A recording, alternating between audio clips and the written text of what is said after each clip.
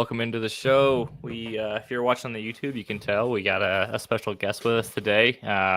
It is myself, McSpanky here with Holler as always, and from the Devy Royale, we have Kevin Coleman joining us. You can find him on Twitter at theboys_22. Kevin runs the Devy Royale Patreon, where you can find him. You should go check that out. He's got a YouTube channel as well, the Devy Royale, and a Substack. Did I miss anything, Kevin? I mean, yeah, just type in Devy Royale. You'll find most of the stuff that we do at this point, and you can kind of hop in there and see. It's not all just Devy, but branding issues. We decided to keep it that. So it's Dynasty too. We do a bunch of different stuff. Yeah, Kevin's got a ton of good content. Thank you so much for joining. I think this is your second time on our show, so we must not have scarred you too bad from the first time. So appreciate you coming back, and we got some football tomorrow, boys. You guys excited? I know it's the Hall of Fame game, but it's technically football. I'm excited. It's football, baby. We're throwing the ball, and it's semi-real, so I'm excited. I need Trey Lance to look good, so then all my Trey Lance takes, so like I can go back and say, I was right. See, I just need a Harbaugh to fix him. If Harbaugh fixes him, we're good. You were right. Just a few years too early. And it's also preseason. Usually he's really good, so boom. Hey, you know what? I'll take any win I can at this point with Trey Lance, because that was probably my biggest miss of my life, is Trey Lance not panning out. He had everything for him, and I don't know what happened. Just didn't work out, man. It's like Anthony Richardson all over again, man. Yeah. It's just like some of these guys they have all the tools in the world that they just can't quite put it together. So I don't know. We'll see, man. Speaking of Anthony Richardson, we've had a ton of training camp reports come in. I wanted to run with you guys real quick, just like do a little fact or fiction with you, whether you're buying the training camp reports or if you're selling them. I know not every report is the same. Some guys just like they're beat writers, right? They're just kind of reporting what they're seeing, but they're not necessarily the best talent evaluators. But some of the ones that I've been seeing the most like consistent drum beats on, Rome Odunze, I've seen a ton that he is tearing up camp and is going to be the Bears wide receiver 1 this year. What do you guys got? You buying that or selling it? I just laugh because Rome. We've talked about Rome in the Discord. At least I see it enough in there. Daily. I mean, yeah. I mean, I think it's possible, right? I think when you're looking at that offense and what you want to do, I think the thing that makes me think it could be fact is that if Ben Johnson's really trying to fix the culture, DJ Moore's never been a culture guy. Like he's always kind of struggled with that. So if Ben is really trying to fix that culture, and if Rome's buying in, and by all accounts, Rome has really been a positive, when you're thinking of what he did in Washington, there was never any stories about him. It seems like he's a lunch pail type of guy. And I'm sure Ben Johnson loves that. So like, if that's the case, I do think that, he could trend that way. Do I think Moore's disappearing? No, because Moore's still very talented. So I do think that they're going to be splitting those targets. It's going to be a split probably, but as opposed to what it could be, like if he was not doing well, I'd be very, very concerned. So I'm happy that he is. I'm happy he's going out there. So I'd say fact, but I don't think Moore's just going away. I think more of it would be like Rome's going to be that guy next year. Like he'll be once Moore's probably off the roster if he gets off that roster. And then now we're talking Luther, Colston, those type of things. Yeah, I'm with you there. I think I want to go fiction because I don't really buy into the Rome being a 1. So, but I think it could be like a 1A, 1B situation for sure. I think Rome will be that 1B this year. And then I do think he can be the guy though, when he does, like if DJ Moore does leave, but I never know if that's going to happen. But I do agree with you, Kevin, on the, you always hear DJ Moore is like, issues in the locker room and things like that. So if Ben Johnson wants to change that culture, they're going to have to get rid of DJ Moore really, or he's going to have to shape up, which I don't think that happens either. So I do think this year is going to be like a 1A, 1B situation. And then I'll take it year by year. I wonder, it's on the DJ Moore stuff. Like he's been on a lot of bad teams, right? Like I think winning can speak a lot to improving culture. And I think if the Bears start winning more games, then all of a sudden he might be, Mr. Happy Camper in the locker room. So that's one to just kind of keep just to play devil's advocate there too. I think sometimes being on a lot of losing teams it would make my attitude suck too. I'm not going to lie. So Cam Scadaboo is the next one I want to talk about. Apparently, dude's just making plays left and right in camp. And I saw just as recently he started running with the ones a little bit. Now, I always get a little uneasy when I hear the camp, like they're running with the ones. I'm like, okay, were they doing like an install where like they're just trying to get him some practice with the ones, and not necessarily that he's going to be a first string guy, but supposedly he's running with them. Are you a Tracy guy, or are you a Scatabo guy, or are you the Giants suck? And I don't want any part of this. I'm pretty much a Giant suck. Like the one thing with training camp reports always makes me laugh. Like you saw it with CMC, like where he cooked like the 4-string linebacker, Yes. and so like. Cam looks good against the Giants defense, which is improved. Like, I'm not going to sit here and say the defensive line's not improved, but depth wise, like, I don't know, like, who are they going against? Like, I'm very cognizant of that because, you know, that team has not been good. That defense has not been good. Like, if he does look good against them, that's good. I mean, at least not looking bad. But I'm kind of like in that situation with both these guys. I think they're very similar talent wise, and I think they both have different skill sets. I mean, Cam from a receiving standpoint was okay. But Tyrone Tracy was a receiver. Like, he was a receiver in college, and then he got converted. So, like, I think that he definitely checks that box more. And to me, this is going to be a hot hand type situation where they're probably going to split drives, and then whoever is looking the best in terms of that.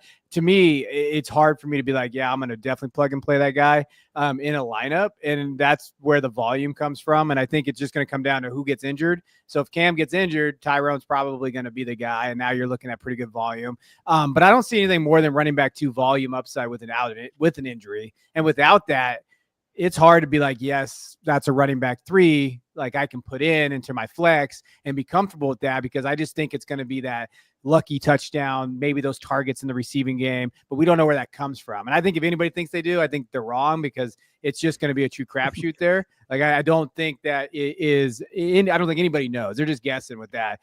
Plus, I don't really like the quarterback situation. I know Russ is cooking. I don't know what that means right now in camp either. If it's Jackson, sure, but that's going to be a development issue there in terms of what that looks like. So I'm kind of out in this room. Obviously, if you get lucky, one of them gets injured, you're excited because that's where the volume is going to be. But I don't think like, you're not going to know. Yeah. So if you think about last year with Tyrone Tracy, right? Like, I don't think you really felt really good putting him in your lineup, but there are some weeks that he was good, right? Mm-hmm. And so I think you add Scatabo in there, and I'm right there with you. I think it's going to be a 1A, 1B situation. Whoever's hot will be the guy that gets to finish the drive. But I'm with you there. Like, Tyrone Tracy is the much better pass catcher. So I think it's going to be split a little bit that way, right? The more up-tempo the drive's going to go, I think Tyrone Tracy is going to be in there. If they're going to run the ball a little bit more, I think Scatabo might be in there. So I think this type of hype is just trying to get kind of Scatabo hyped up a little bit. Mm-hmm. And I just think at the end of the day, it's going to be a split, right? I don't think either of them are good enough to take over the backfield. No, and I'm kind of on the Tyrone Tracy side a little bit, just because I think the Giants aren't very good, and how often are they going to be in a favorable game script where they're just trying to pound the rock? You know what I mean? So, and with Tracy being the better pass catcher, he's probably going to be on the field more trying to scoreboard chase. But and he's the cheapest, and he's the cheapest too. So if you're really between guys, I'm cheap. So like, I got 3 kids, a wife. Like, I'm always looking for like, hey, what's the cheapest option? Especially in Dynasty, especially when they're so interchangeable. So if you're looking at a backfield that has the 2 guys that are similar, the same, you kind of project them the same. I don't know what your projections look like. I'm going to just take the cheap guy, because that's just kind of like, that's the best value play. Yeah. Scatabo came, like, you were trying to get him in the 2nd round. Tyrone Tracy, we all got, either off waivers or in the 4th round, right? So I'm with you there. Like, I feel much better. Obviously, his startup value has raised, but every time that I've seen him, I've seen Scatabo go before Tracy every single time. But I think it's flipped. I'm with you, Spanky. Like, I think Tracy is the better, all-around running back. There we go. Scatabo's the name brand, and Tyrone Tracy's the great value Walmart brand that you want to get. Let's move on to the next guy here on the list, Marvin Harrison Jr. Reports are he's been unguardable. Now, Kevin, I know this is your boy, so I kind of feel like you're going to buy this one, but will he finish as a wide receiver 1 in 2025? Yeah, I mean, I'm going to buy it just because that's where I've been all off season, but I'm not going to sit here and say like, and I joke about it when I see like highlights. Kyler still needs this. My biggest concern is not Marvin Harrison Jr. as a prospect, as a player. It's really, can Kyler kind of do that? Now, we've seen it with DeAndre. We've seen him do that. And when you're going through all this stuff, like, I wrote a big old thing on Marvin this year, But when you're going through kind of what they do, I think the one area that you need to see them get better at is the off script stuff. Like when Kyler scrambles and gets out of the pocket, the big thing they talked about last year was him and Marvin were not on the same page. Like it was basically Marvin ran the route, but didn't do the off routes with him. They didn't know where to get him the football. And that's where you saw McBride really do that, because I think they had that chemistry and you saw that. So if that happens where, you see Kyler really kind of be able to have that chemistry with Marvin off, script, because that's really Kyler. That's what he does. Like he can't throw from the pocket. I don't know what it is with Kyler Murray. It's because he's 5'8". And there's a problem there. Like there's an issue there, and they run a lot of stuff under center. It's a lot of play action. There's a lot of stuff that they do that maybe doesn't fit Kyler to a T. But I believe Marvin can dominate. And they didn't add anybody to that wide receiver room. Like there's no one in there that scares you. McBride's fine. But I do think Marvin, just based on volume, I mean, would it shock you to see him get 130 targets? It wouldn't shock me to see that. So if he can get to 130, 140 targets, which I think is possible, I think that he could in that offense, unless they go really run heavy, then you're looking maybe 120. I think that's wide receiver one numbers, right? If he's efficient, that's the kicker. Like he's got to be efficient with that. And I think he can do it. Yeah. I'm going to go fact on this one, because I do think they're going to take a step forward, right? I think Marvin Harrison will be better.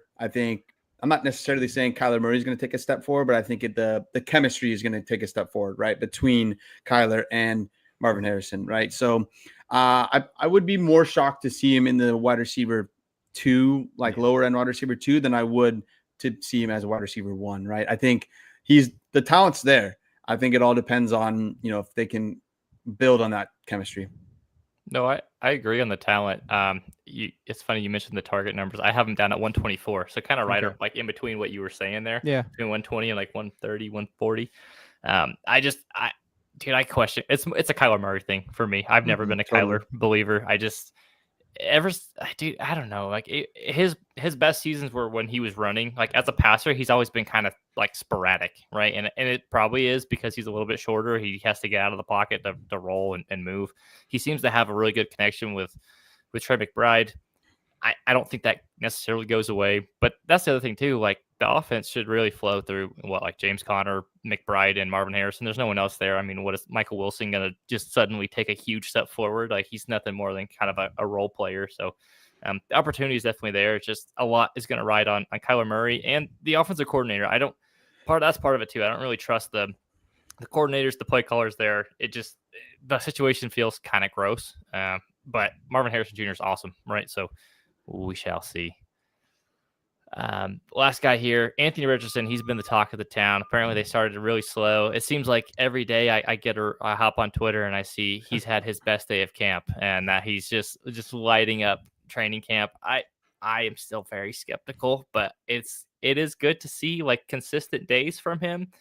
I'm really curious. At this point, it's looking more and more likely that he's going to start week 1. So I guess my question to you guys is, does he start week 1? And if he does start week 1, does he continue starting this season? Is he consistent enough to hold on to the starting job? Ooh, this one's tough. It was funny today. One of my buddies out here in the fantasy, he used to do stuff. He's kind of semi-retired, but he put on here, I never want to hear my franchise quarterback say I can't be slacking anymore, because that's what Anthony Richardson said, basically. He said once they brought in Daniel Jones, and it's like, gosh, it's so funny when you think of it that way. Like, yeah, you should never been slacking anyway, Anthony Richardson. Like you needed to really develop and do that. And to me, I've flipped a little bit. I liked Richardson upside from a rushing standpoint. I thought, with Steichen, you're excited because I do think he built an offense around him. If I'm going to use these positive reports to try to trade him if I still have him, like I really think that is an option that you can do. I was looking at Fantasy Calc today just to see kind of what he's going for. Someone traded him for Jackson Dart in a second. I don't think pivoting down the Jackson Dart is a bad idea. Like if you're ready to get out of the Anthony Richardson, because you weren't getting that 2-3 weeks ago, like even a month ago, because people were talking about Daniel Jones starting, which is funny because Daniel Jones is terrible. Like that is the other, that's the other part of this is like, he could start all year because they could be looking at like, Daniel Jones is not what the option that we need. And that staff needs wins because, the owner just passed away. You're looking at kind of what Irsay's daughters are going to do there now. They could be looking for their guy, right? They might be, and that staff's going to be desperate. So I do think they're going to start the best player, which is probably Richardson, which is is just something to say there. Like, and I know some people think the Colts are going to be really good this year. I think they're not going to be that great. Like I'm on the other end of that. And I think Richardson's going to struggle there. I think if he's out there though, he's a Justin Fields rushing upside. He's going to score fantasy points probably. But I would imagine I just can't see him being a Colt for very much longer after this season because I think they're going to struggle. And if I can move him, I'm definitely moving him in Dynasty. Yeah. So I would say he's going to start week 1. He is obviously their best quarterback on the roster, but I think the leash is going to be very, very short, right? Like you said already, Kevin, like the coaching staff needs wins or they're going to lose their job. But I agree. I don't think this team is going to be very good. I think the Jags are going to take a step forward.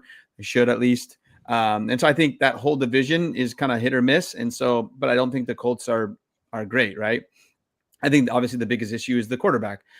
So yeah, Daniel Jones may start a few games, but he's just there, in my opinion, as a backup, right? So unless Anthony Richardson looks terrible, he's going to start. And then, once the games go and they lose a bunch, then maybe they go pivot to Daniel Jones. But I still think Richardson's their best bet to win.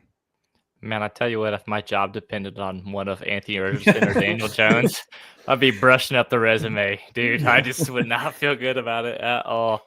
But we'll see here. I'm with you. I don't think the Colts are going to be that good. I think they're going to be somewhere between like a 6 to 8 win team, realistically. And but that might be just good enough to get them in like a QB purgatory and not be able to get one of these top guys, which I think leads us into. So Kevin, I think it was a couple weeks ago you released your 2026 big board. I wanted to kind of just highlight the 2026 class has been crapped on, right? Just the last I don't know, this has been the popular narrative. Everyone's looking forward to 2027, so I want to start just kind of big picture. What is your take on the 2026 class? Are you kind of down on it? Do you think it's being overblown about how bad it is? Where do you stand with that? Yeah, I mean, it's always overblown because people get these narratives and then they just take it and run. Right. I think that it is a class with a ton of question marks. So I think that's really where you get to it. Because I'll say this. I've been doing the big board for 3 years now.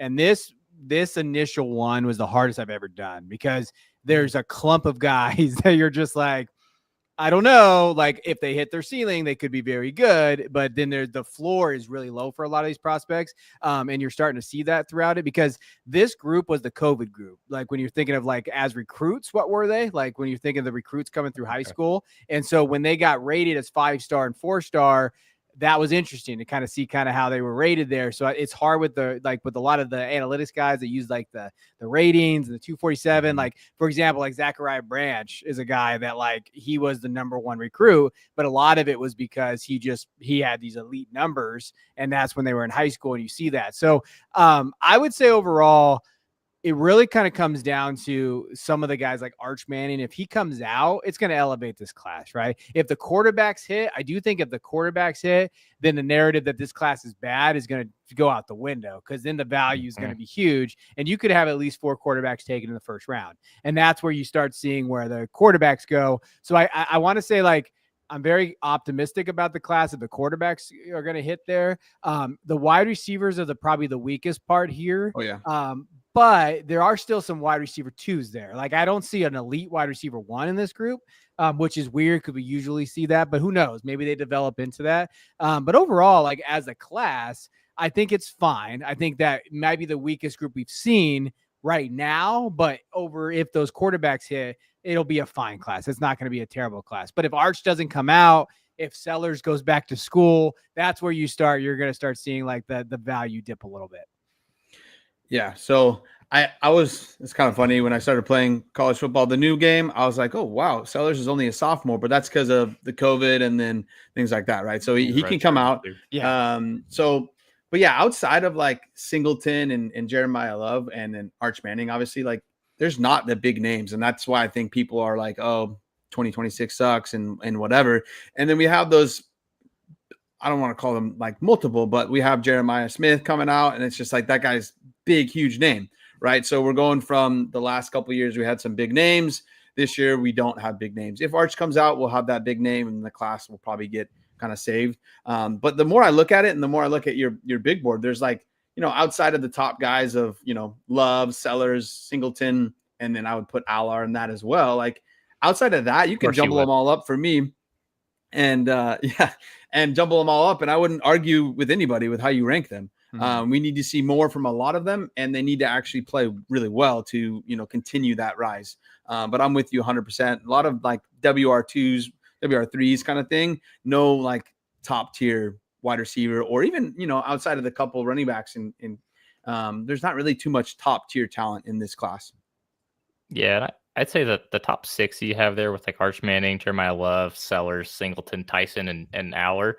I think those are like your pretty like well-known guys, at least as much as you can get. And then after that, like if you told me like Darius Taylor, who you have at 7, you also put him at like 20, I wouldn't have like blinked an eye, right? Because I'm there. I don't think the gap is very big.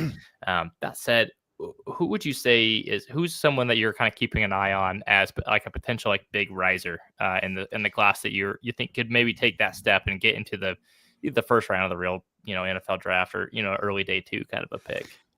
I hate to say it because I kind of crapped on him in the Discord, and then I watched his tape and I was like, gosh, dang it, Christian might be right. But Quentin Joyner from Texas Tech, the running back, I think that when you're watching him, like, and it's funny because I used to like Quentin as a prospect when he was going to USC.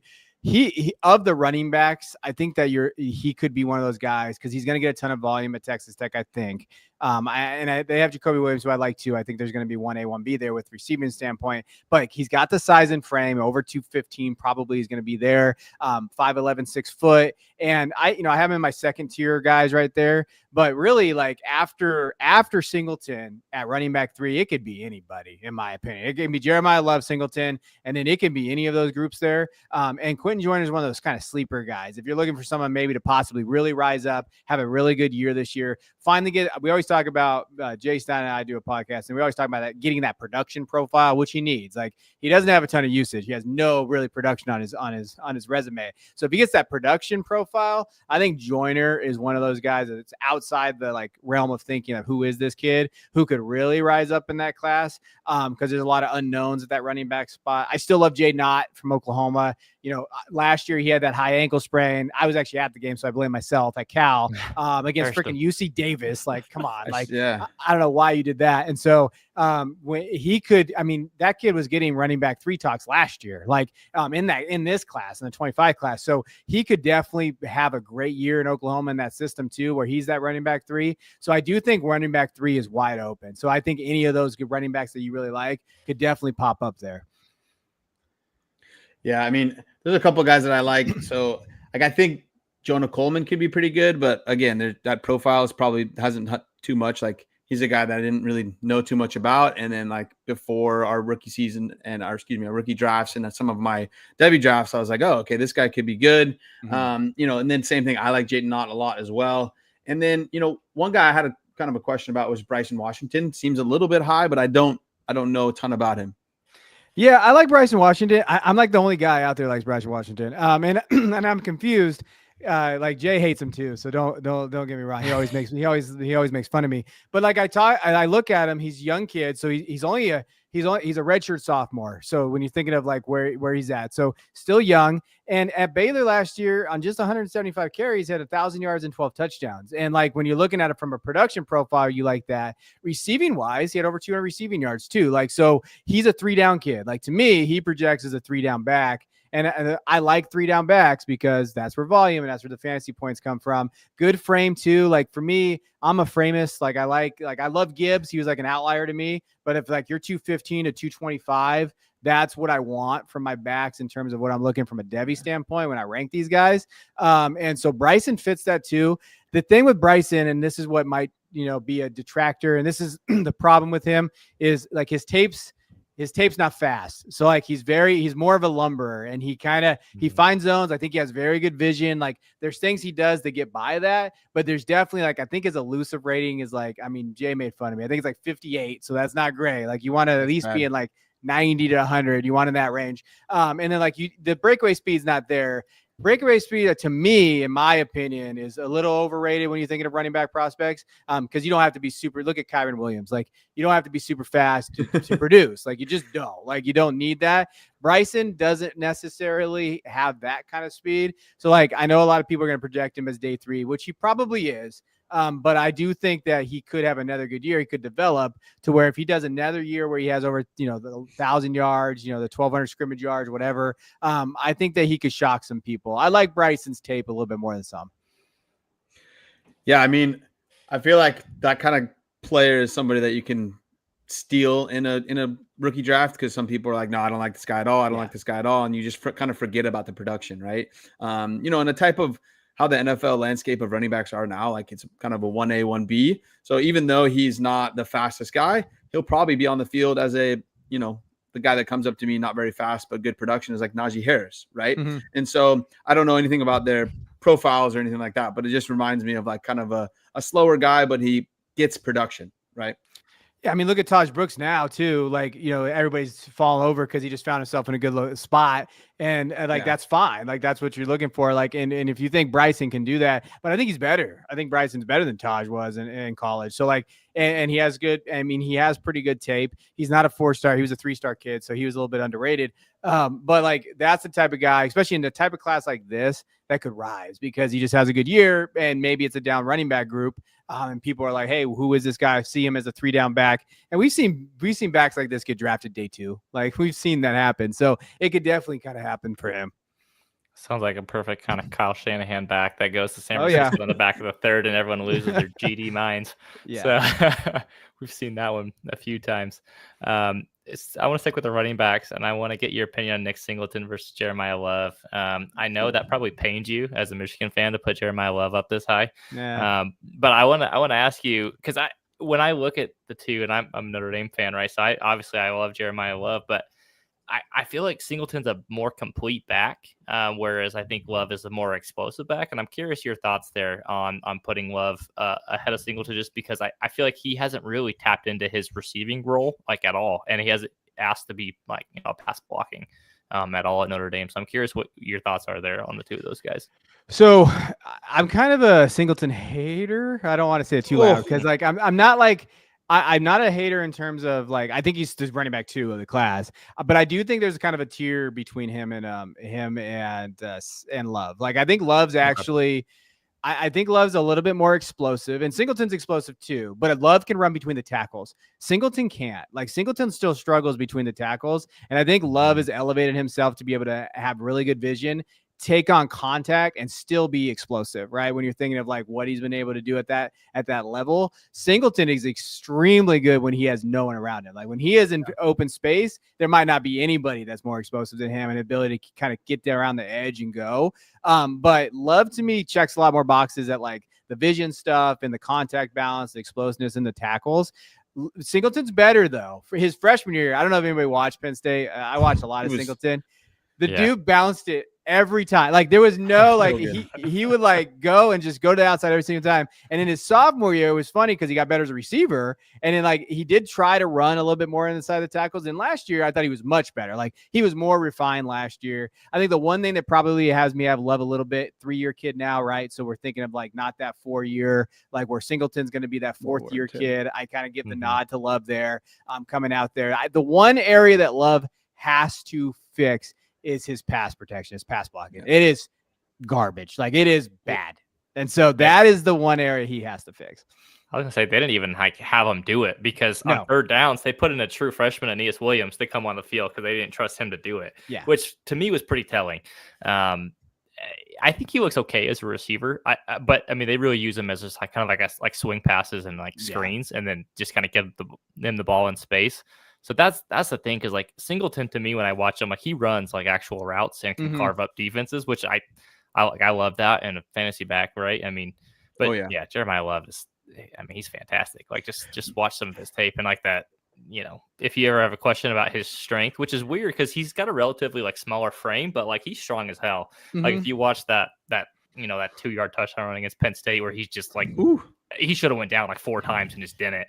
So. I remember Singleton's freshman year. Oh my goodness, it was so good.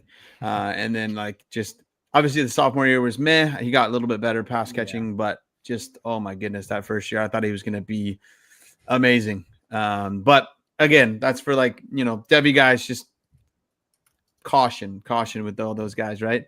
But yeah, I mean, I think at the end of the day, I feel I'll feel more comfortable with Jeremiah Love as my running back 1 versus Singleton. I just think Love is the better running back.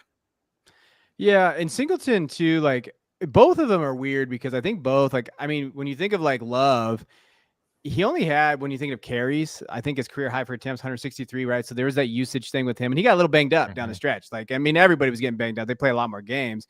Singleton too with Katron Allen has really never had like a full usage. So it kind of comes back to that Travion Henderson question. Like, all right, is he talented enough to be the receiving back, which Singleton is. Like, I could see him being in that Travion mode because they really reminded me a lot when they came out. Like when I watched the Travion film in high school and I saw the Singleton film, it's like, dude, these guys are like the same, explosive outside, like back there. Love to me can definitely do the first and second down back, be that first and second down.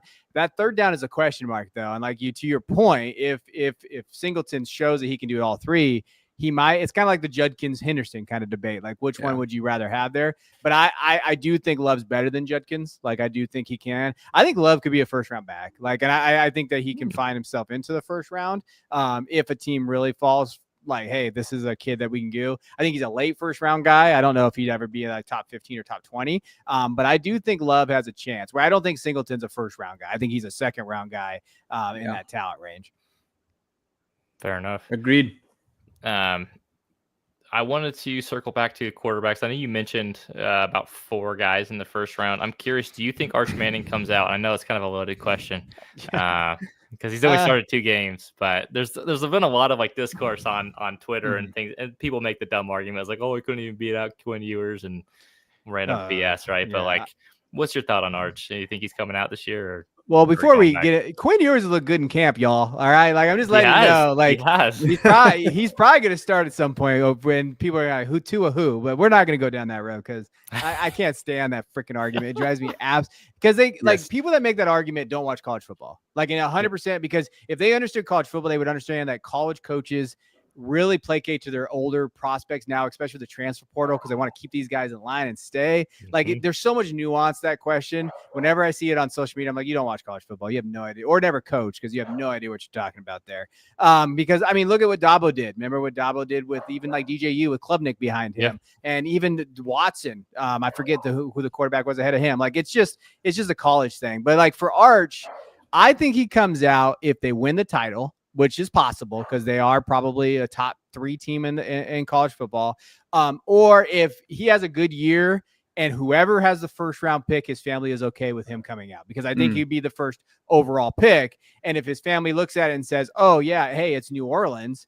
Hey, we like that Kellen Moore's there. We like, hey, that's where, grandpa played or wherever. I think they want to dictate where he goes because they know he needs to be successful. So if they like those 2 things, I think he's fine. But I do think that they're comfortable with him waiting. So if like maybe Texas struggles, maybe they don't make the playoff for whatever reason, or they lose in that first round, then I think he's back. Because I do think they want to hit that 23 game mark where he starts 23 games. They've mentioned it multiple times. Peyton has talked about it, those type of things.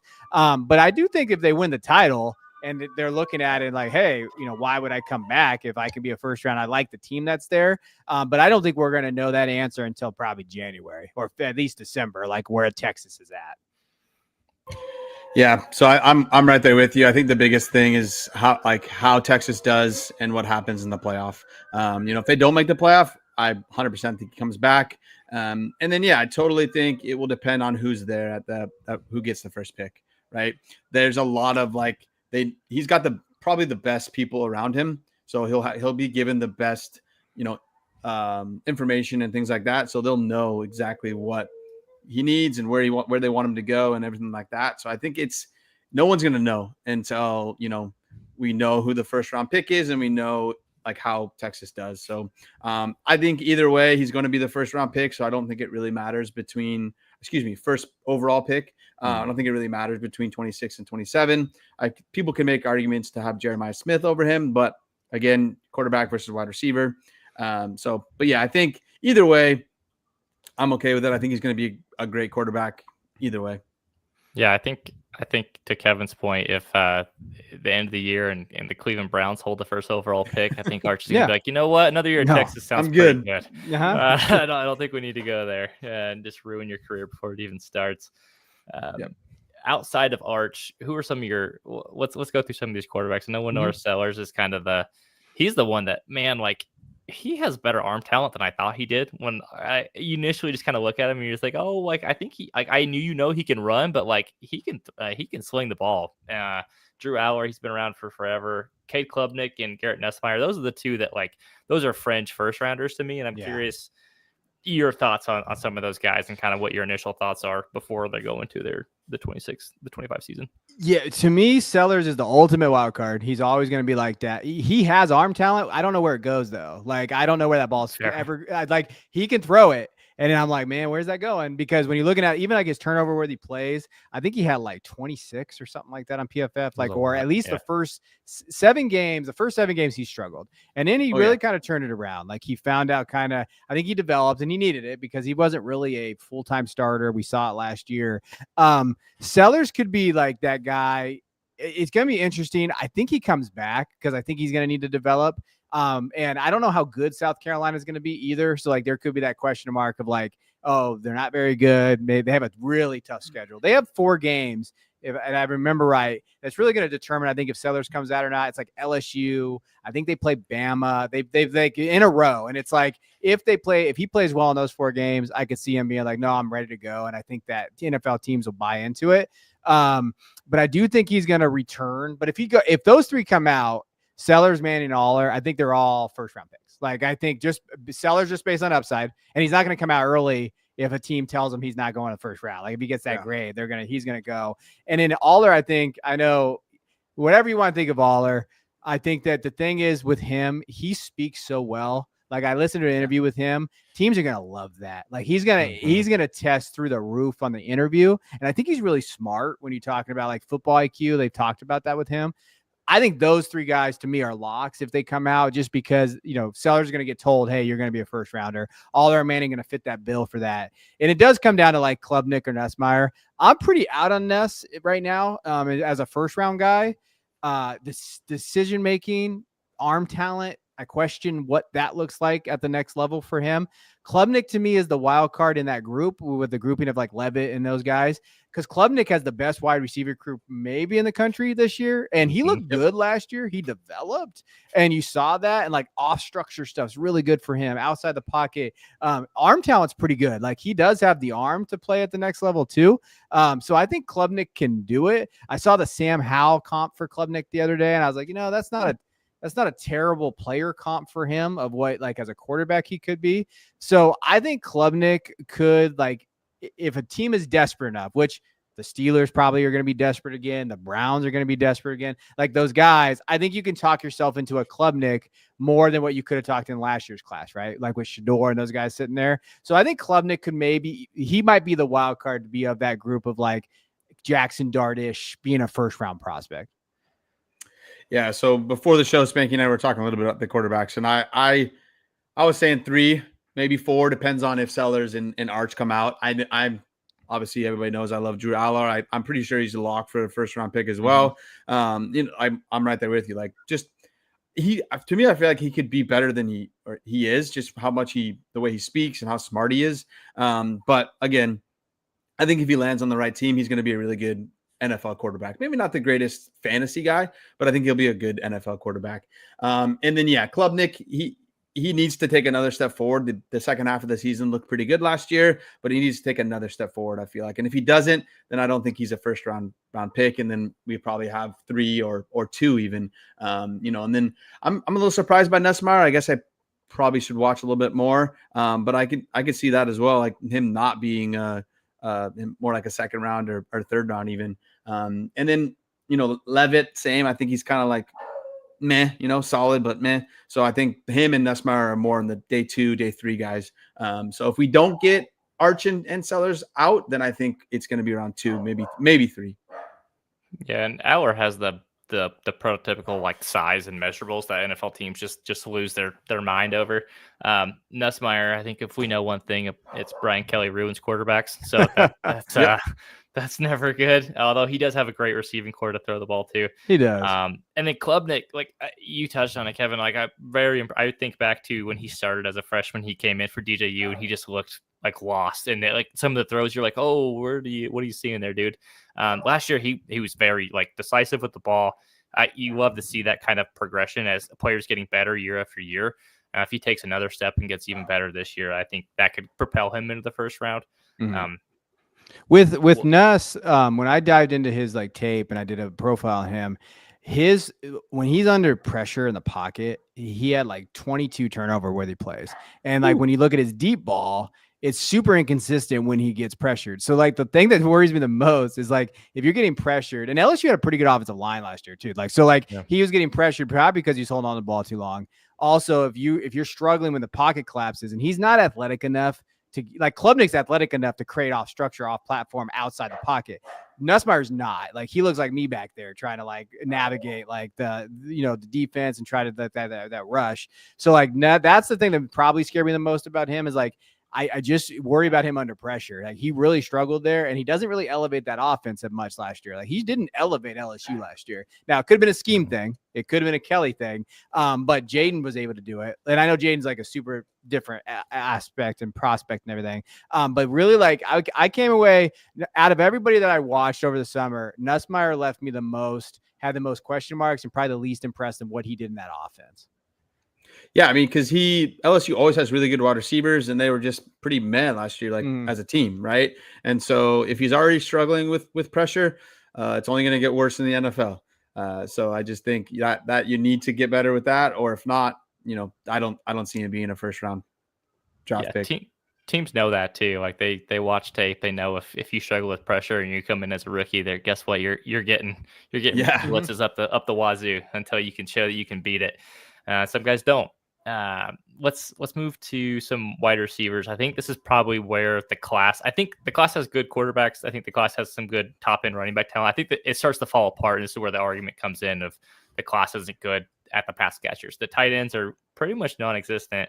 The wide receivers, there's a lot of question marks. I think you have Jordan Tyson as your wide receiver 1. That's who I have as my top ranked wide receiver right now. After that, it gets real dicey, right? And so I'm curious your thoughts are, do we think we get many wide receiver 1s drafted in the first round of the NFL draft this year? There's a lot of unknowns, right? And I'm not sure where those are going to come from. But the NFL they covet pass catchers, so I'm sure someone's going to get there. Whether they deserve it or not is another question. But I'll leave that open to you for the wide receivers thoughts. There's like with the wide receivers, when I was going through it, it's so hard. Like I have Jordan Tyson my 1, but it's still not, I don't feel comfortable with it because of the injury history. I think the separation thing with him, like can he create separation is the big thing. And some of it might be Levitt. Levitt's arm strength was not great. So there's a lot of comebacks. There's a lot of like things going on in that tape where you're like, well, I could see that being a Levitt issue, maybe not a Jordan Tyson issue. But after that, I was going through, I was trying to figure out, okay, when I give my grades out early, I don't have a first round grade on any wide receiver. Now there's going to be first round wide receivers taken, but I don't necessarily be like, yes, that's a first round prospect there. Because even on my board, I mean, it felt gross putting Carnell Tate at 2 when Carnell Tate wasn't that, he was okay last year, but it wasn't the production necessary, wasn't there for Ohio State. But then you could do context. He's a Ohio State wide receiver. He was playing behind who he was playing behind in Mecca. And you're looking at kind of what that system was. And Jeremiah Smith, obviously. And so like, yeah, your upside play there. I think the one kid who we really liked at the Devy Royale forever is Mekhi Lemon. Like we liked him coming into college. He was a two-way guy, so he's learning how to play. He was a corner, and his corner tape was a lot of fun too. If anybody want to watch it, I mean, if you're not a degenerate like me, you won't watch it, but it was fun. Like when you're watching him play out here, and I love the California kids. I'm a little biased to the California kids. So he could be. I know PFF ranked him as their wide receiver 1. So I know he got a little buzz there because of that. But like he could be that guy that takes that next step. He's much better than Jacoby Lane, who's the other USC wide receiver. I think he's more of an athlete. He's more explosive. And I think a team could talk themselves into taking a Mekhi Lemon. Yeah. Just like we've seen teams talk themselves into taking some of these guys. Who was that TCU kid? I always forget. Wait, not Quentin Johnson, the other one. The Rager? Yeah, Rager. Jalen Rager, yeah. Teams talk themselves into Jalen Rager. Now, I think Mekhi is a more nuanced route runner and better receiver than Rager was. But I mean, if a team talked themselves into that, they can talk themselves into Mekhi Lemon being like, hey, he could be our explosive guy, our slot guy, that type of thing there. The problem is all these receivers are the same profile. They're all slot guys. Like you go through them all and it's like Jordan, probably he could play X, but even him, I mean, he's pretty versatile. He can go in the slot too, but Mekhi Lemon slot. Eric Singleton slot, Eugene Wilson slot, Aaron Anderson slot, all the guys I have on here. Dane Key's probably your prototypical X. He might be the one sleeper guy out there in Nebraska now, but Concepcion slot, like Antonio Williams slot, Jacoby Lane's a slot. He's just big, like, but he's a slot. Like I struggle to see him having the X kind of ability on the outside there. And so when you go through all these guys, you're just like, wow, a lot of wide receiver 2 slot guys, but there's a lot of slot guys in the NFL. So it's hard to like be like, where are they going to pencil themselves in? I think that's the problem with this group is like, they're all the same profile. They all lack production and there's a lot of just unknowns. And so that's when you really got to start getting worried about how many are going to go in the top 50. And I don't know, maybe 2, 3, like I think, and that's where the value of the 26 class gets hit. Yeah. Spot on there. Like I was kind of surprised to actually see you have, I know it's early and I know you, but I was surprised to see Lemon as your 3rd wide receiver, right? Because I know you guys have hyped him up a bit. And I know I looked into, I should have I don't know.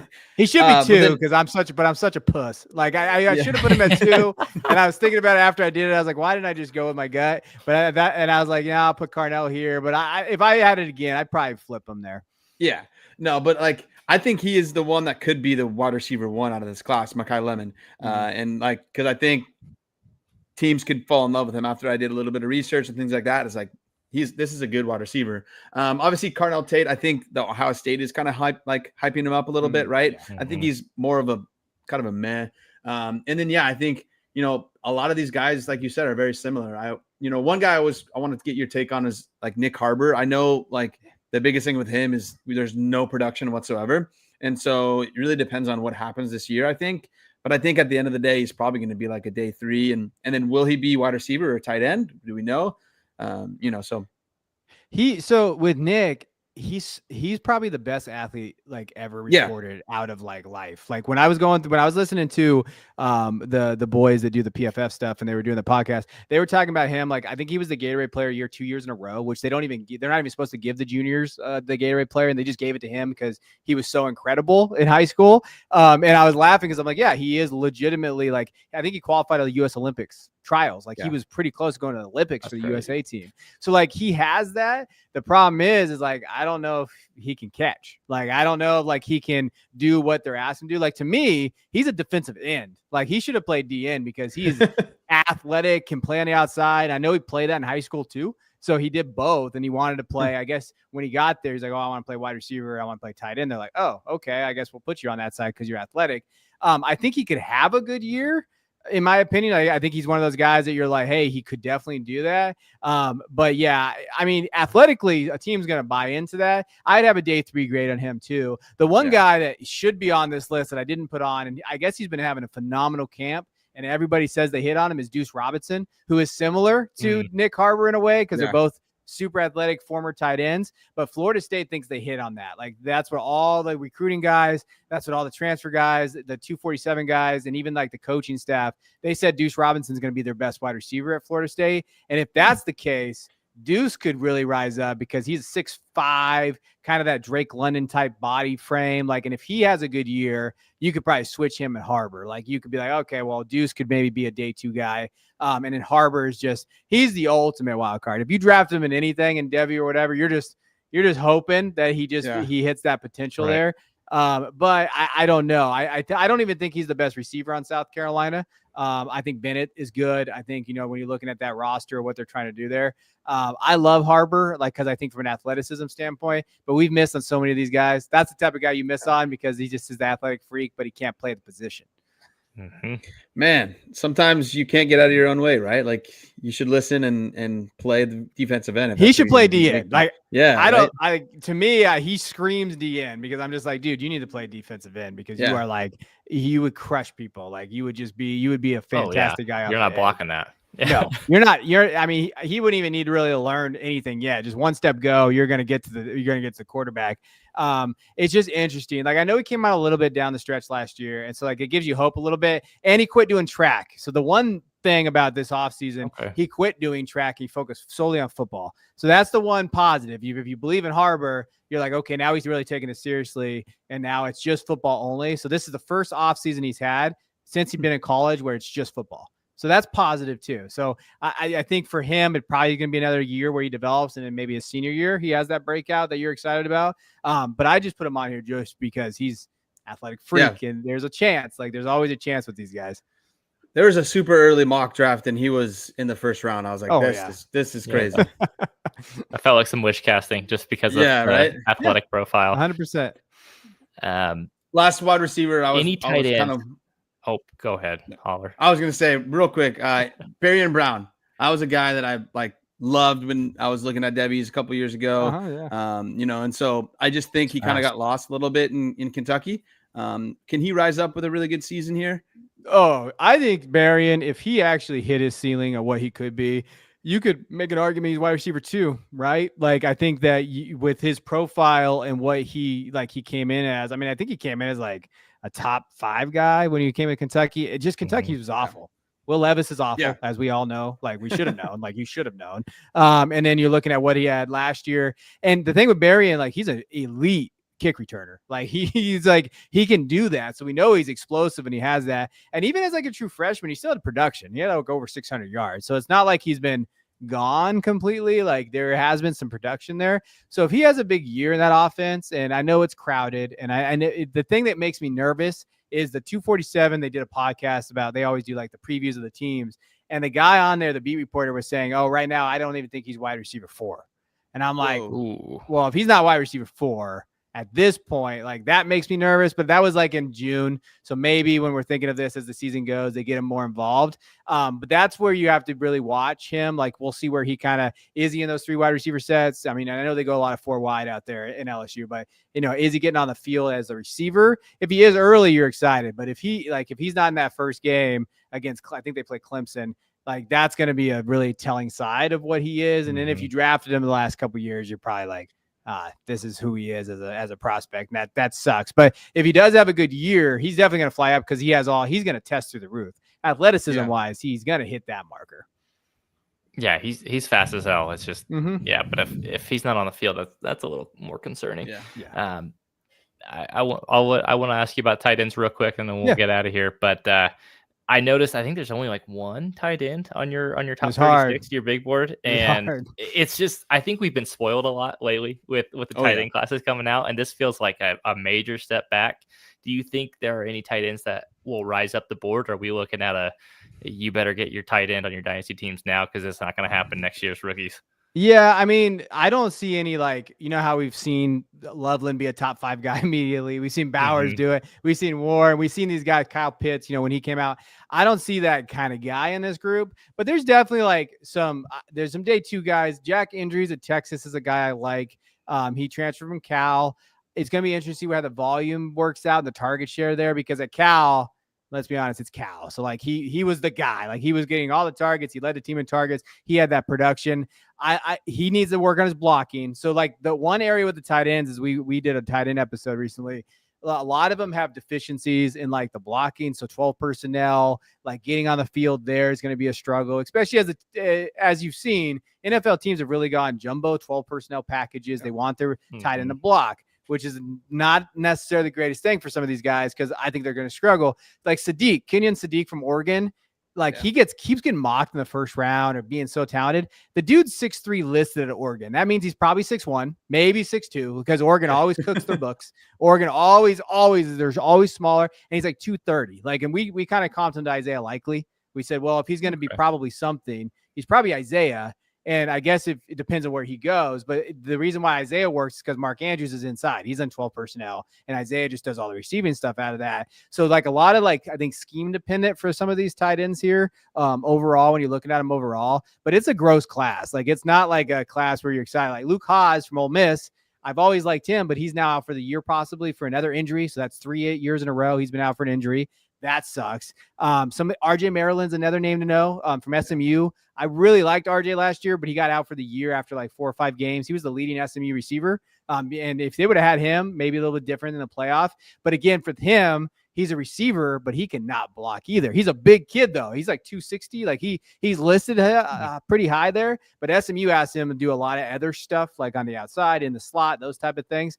And there's not like a guy that I'm like, yeah, I could definitely see him rising. Bauer Sharp from LSU. He does kind of remind me of Mason Taylor a little bit, like in that mold. So he could definitely kind of go there, but I don't see any legit top 10 tight ends right away, which lessens the class again. And that's where you kind of see that value kind of take a hit.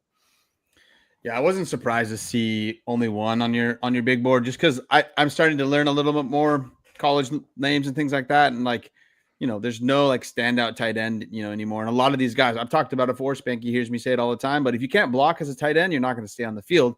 And if you're not on the field, you're not going to get the ball. No. Pretty simple. So I think there's some guys here, but again, like Spanky said, we've been very spoiled with the tight ends recently. Yeah. And when you see one, you're like, what the heck's going on? But for me, like, if you think about it over the last, more than the last 2-3 years, is like, this is typical, right? 1-2 tight ends, and the rest you don't really know about until, the hype with the combine and things like that. Yeah. All righty. Well, thank you, Kevin, for joining. Really appreciate your time. I always love chatting with you. You have awesome knowledge on all the college players coming out in the future.